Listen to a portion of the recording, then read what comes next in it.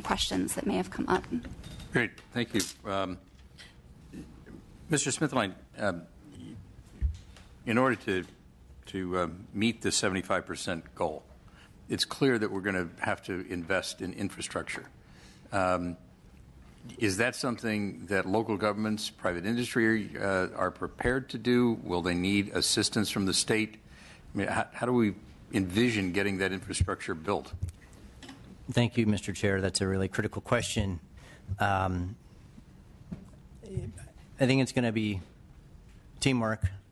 Everybody has to carry some of this burden. It's a resounding yes that there needs to be public investment. Some back-of-the-envelope figures, and when you look at the amount of infrastructure that needs to be developed to achieve 75%, we are estimating, this is a multi-billion-dollar infrastructure. Just to give you an example, 100 new composting or anaerobic digestion facilities, they can range from $8 to $25 million each, depending on how many bells and whistles they have.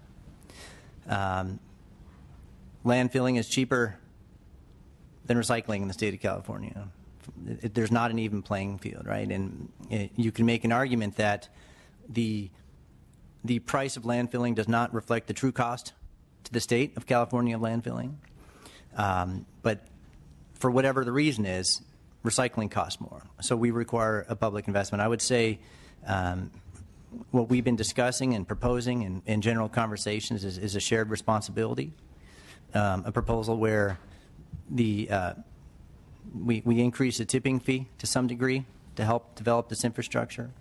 We talk about consumers pitching in more, so the state also adding money to the pot through greenhouse gas cap and trade revenue to help develop that infrastructure, but ultimately private industry is going to have to much more than match that investment to develop the infrastructure that we need. Thank you. Let me ask if any of my colleagues have questions or comments they'd like to make at this point. Mr. Ovalnotti. Thank you, Mr. Chair. I had a question for Mr. Smithline. So you, in your testimony, were talking about the fact that the tipping fees, because they're calculated per ton of waste going into the landfill, have not adequately funded your department as we achieve our goals of reducing the amount of waste going into the landfill. I'm curious, what would be a revenue neutral tipping fee? In other words, calculated for the amount of tons of waste going into landfill this year to raise the same amount of money that was raised when CalRecycle was originally put into place? I'm sorry, I've got a little lost in your question. Could you repeat that for me one more time? I'm curious what a revenue neutral tipping fee would be. So if you take the CalRecycle budget back when landfill waste was at its peak with the current tipping fee and that amount of money that was raised, and you divide by the amount of tons of waste that are going to be going to the landfill next year, what that amount would be? I don't know off the top of my head what the total revenue was, and I don't know how far back in time you're looking, if you're looking at the very beginning of AB 939 when the tipping fee was initially introduced. But to sort of, if you assume disposal is relatively flat, just as an outset, and it's been relatively flat. I mean, we had a peak at about 40 million tons, and we had sufficient revenue at that time to really fully implement our programs. We've come down to about 31 million tons now, so that's a significant loss in revenue to the department. Mm-hmm. All the while, we have this significant infrastructure that we've developed that we need to support. And what that means is we have less money to distribute back out, basically. A significant portion of our budget goes out in the form of grants to local government, household hazardous waste grants, grants to local enforcement agents for running their our partners in inspections, several other types of grants. We have to contract those, RMDZ loans and others. When we don't have sufficient funding, we're not able to fully implement all the statutory programs that we have. I think that the fee has been not raised for I think almost 20 years in any significant way, and I think just a cost of living adjustment to that is in the neighborhood of $1.50 sure. To keep it flat. But ultimately, what we're looking at moving forward is a different approach, because we see disposal going down, and it doesn't make sense to have an ever-increasing disposal fee. Right? What we're looking to do is to broaden that, and we understand that we need to put the fee on a more diverse base so that it's sustainable for the state of California. There's different approaches to doing that. One approach is to put a fee on all facilities, whether they're disposal facilities or not. You could put it on composting and recycling facilities of all types. Another approach is to put the fee directly on the generators of the solid waste, both residences and businesses who are generating waste. And those are both things that we've considered as alternative approaches moving forward. Oh, thank you. That got straight to the crux of what I was asking. Oh, great. The reason why I'm interested in framing the question that way is that we all have a common goal, which is to decrease the amount of waste going to the landfills. Right. But what you see as a financial problem, we see as a political problem. And it's much easier for us to articulate the reasons for raising a tipping fee in terms of a revenue-neutral financial picture than it is to sell brand-new fees on different sources of industry. And also, there's some poetic justice, if you will, to raising the fee on the type of behavior that we're trying to discourage. So that's why it's interesting for me to look at that from a revenue-neutral standpoint. Appreciate the question. Thank you, Mr. Chair. Thank you. Mr. Dolly. So, excuse me. Thank you, Mr. Chairman. So my question is, first, I'm interested in the amount of solid waste that we're exporting, and that has there been any studies or any information on why we don't recycle that here and put it into products that we can actually utilize and recycle and use them for a different product? And why is it that we ship it out and bring it back as a commodity that we then pay for again? That's the first question. The second question would be, I was a county supervisor before, so I dealt a lot with a lot of the programs at the local level that you guys implement, and a lot of them were, the household hazardous waste program is awesome. I love it. I think it's a great way to get those products back that aren't being used and not into some environmental dumping type situations. But we pay, for example, when we buy tires, we pay a disposal fee when we purchase the tire, so that there's some place to. Has there been any thought about that revenue being generated on the before it's actually disposed of, like we do with tires for all solid waste? Thank you for the questions. To answer your first question, I think the simple answer is we've lost our manufacturing base to a large extent. We still have, I think, approximately 13 or 14 glass manufacturing facilities in the state of California. They do recycle the vast majority of glass that's generated here in the state of California. That's the exception. And that industry and those facilities are actually troubled as we speak. So I'm not sure how secure that number is. We have very few paper mills left in the state of California. I'm not aware that we have any real smelting left in the state of California. These are the material types that we're talking about.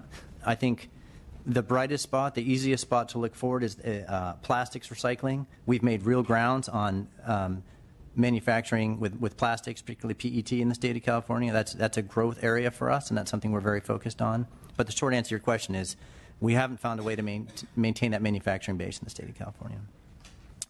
With respect to hazardous waste, that's a great question. And if I may just broaden my answer slightly, there's a whole host of materials for which we could define as problem products or materials in some way. And we struggle regularly with a solution for those materials. Providing grants to local governments to manage those materials is fantastic, and it keeps a lot of that material out of the gutter and out of the landfill. But it is a very back-end approach.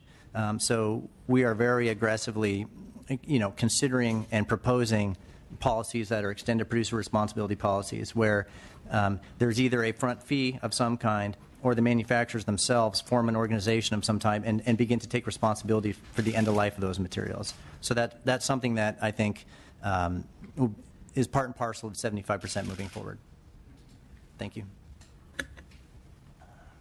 Great. If there are no additional questions or comments from members of the committee, let me thank you, Mr. Smithline, for being with us. And Ms. Morrison, you are the second panel with an additional presentation, so we'll let you begin. Great.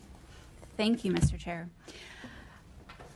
So at this stage, just dive into what CalRecycle is currently doing. First, I want to start with a brief discussion about our infrastructure. It's certainly been well teed up in the questions that have come up after the first panel. California's recycling infrastructure can really be broadly divided into three main categories: collection of the recyclables, processing of those recyclables, and manufacturing into new value-added materials. And the overall flow of these commodities through the recycling infrastructure is summarized in Figure 4. Newly recycled content products may then be sold to consumers or businesses, thereby re-entering the solid waste stream and creating, ideally, a closed loop for these materials. In addition, materials may be exported to other states or countries at various stages along this pathway. So recycling collection for consumers in California generally includes curbside pickup for large portions of the population. Curbside collection often accepts a broad range of plastic, paper, metal, glass, and other recyclables. However, the specific materials that are accepted tend to vary quite a bit across the state. So what is recyclable in one portion of California through a curbside program may not be recyclable elsewhere. Recyclables may also be broadly collected and segregated at solid waste facilities, such as landfills, transfer stations, material recovery facilities, and others, for further recycling processing.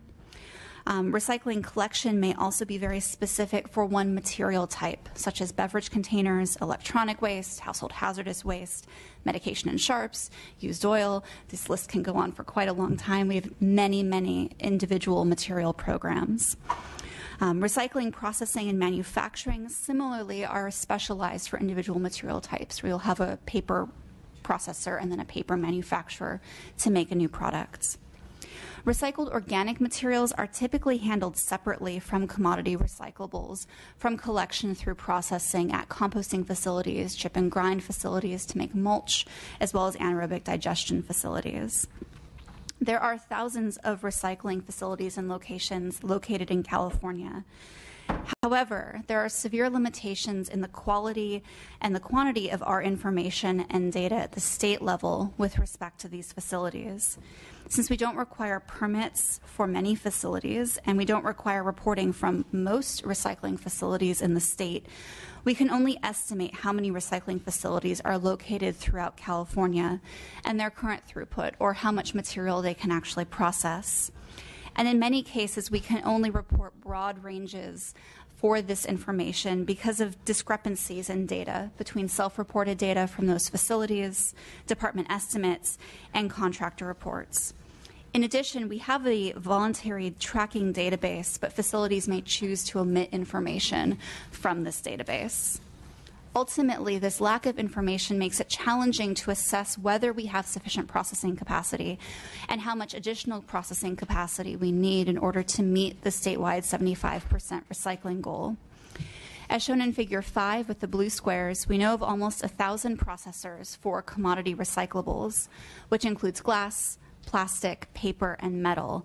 And these are primarily located in Los Angeles, San Diego, and the Bay Area. However, we have identified fewer than 200 manufacturers that used recycled content feedstocks, shown in the red circles. We suspect that there may be more that do so in California, but we're not aware of those facilities. And as Director Smithline mentioned, this is an area that we are committed to actively growing.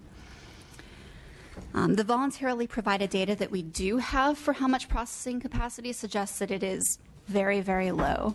68,000 tons of processing capacity or manufacturing capacity for plastics. This is lower than what we collect for beverage containers alone in terms of total tonnage, and about 200,000 tons of paper. And again, we suspect that, well, rather, there is more paper that is disposed of than what we have manufacturing capacity for in California. And given our estimates of 27 million tons of recycled or source-reduced material generated in 2013, this is far below the capacity of what we would need to handle these materials in-state and have a robust in-state manufacturing capacity. So what happens to those 27 million tons of materials that aren't processed in-state? Data available from the U.S. government reveals that roughly 18 million tons of recyclables were exported from California seaports in 2014. Anecdotally, we understand that between 60 and 80% of this material originates in California. And this would mean that between 11 and 14 million tons of recyclables originating in California are exported annually. and that's the recyclables that we have data on. Of the exported material, roughly half is mixed paper, cardboard, and paperboard by weight. An additional 30% is ferrous and non-ferrous metal that's shipped overseas, and plastics and other materials account for the remaining exports. And a majority of this material is going to China. In addition to export by vessel, it is likely that recyclables are also leaving California to other states, Mexico, Canada, or even other countries by rail, truck, or air. However, we don't have reliable numbers for that kind of export. One important consequence of sending a large portion of our recycling stream overseas is that our recycling infrastructure is highly dependent on global markets. For example, China's 2013 Green Fence policy, which required cleaner bales of recyclable materials that were free from trash, non-recyclable materials, or other contaminants, raised important questions about how well we're actually recycling our material. What happens when these bales reach their final destination? Are they actually recycled? Are they of high enough quality to be recycled? Or are they potentially thrown away or burned at their destination? And if half of all commodity recyclables, at least, are exported, what are the implications of that final handling on whether or not we're reaching our 75% goal? What and how many green jobs are we potentially missing out on by exporting this material to other countries? In addition, 4 years of declining exports of recyclables from California's ports highlights our vulnerability to these international markets and highlights the importance of developing an in-state recycling infrastructure and markets in order to ensure the viability of California's recycling efforts for commodity materials. On the organics side, again, as Director Smithline mentioned, there really isn't as much of an export market. And so we're looking very hard at what does it look like to continue to develop this infrastructure in state. Currently, there are approximately 160 composting facilities located in California, shown in Figure 6. And there are about 13 anaerobic digestion facilities as well, scattered through Los Angeles, the Bay Area, and Sacramento. We expect both of these facility counts to increase over the next 5 to 10 years as new facilities come online and we're pushing our new organics policies. However, we do have limited organics processing in California. CalRecycle estimates that we have about 1.5 million tons of additional capacity at our existing facilities, which is not enough to handle all the organics that would need to be removed from landfills in order to meet our various statewide goals. We estimate that in order to have sufficient capacity for the 10 million tons of organic material that went to landfills in 2013, we would need to at least double our current infrastructure or add roughly 100 new facilities. Capturing organics and removing them from landfills is critical as CalRecycle and the state as a whole moves toward the 75% statewide recycling goal, the greenhouse gas reduction goal, and other key initiatives throughout the state. Earlier in the presentation, I mentioned our periodic waste characterization study that evaluates the material types that are disposed of in landfills. There is no comparable study for what the recycling stream looks like in California. We don't conduct general surveys of the waste recycling stream, although we're hoping to get slightly more information with our new waste characterization study that will be released later this year. However, the department does track materials for waste streams with a financial component, and that includes beverage containers, the carpet and paint EPR programs, and used tires. We also track material flows for hazardous waste programs that are partially managed by CalRecycle, such as used oil and covered electronic waste, but I'm not going to talk a whole lot about those programs today. The programs that we track account for less than 4% of all recycling in California in 2013. And what this means is that we do not track or routinely survey what happens to over 96% of the recycling in California. We also can't identify what percentage of the recycling stream flows through which facilities. And again, this makes it very challenging to support and encourage the infrastructure as we move toward the 75% goal. So what is CalRecycle doing in order to support this infrastructure? We're working very hard to support recycling throughout the state in the form of funding grants for local governments and other entities, devoting extensive staff time and support to local governments, and through new programs, including mandatory commercial recycling, which went into effect 2 years ago, and mandatory commercial organics recycling, which will start its phased implementation in 2016. We have a variety of tools that we have historically used under AB 939 and will continue to use that are designed to help local governments and individual facilities engage in proper disposal and recycling of materials. We manage roughly 1,200 grants at any given time within the department, in addition to incentive programs and payments that are provided through the beverage container recycling program. We also have over 50 staff who are primarily dedicated to evaluating and assisting local governments in meeting their 50% diversion mandates.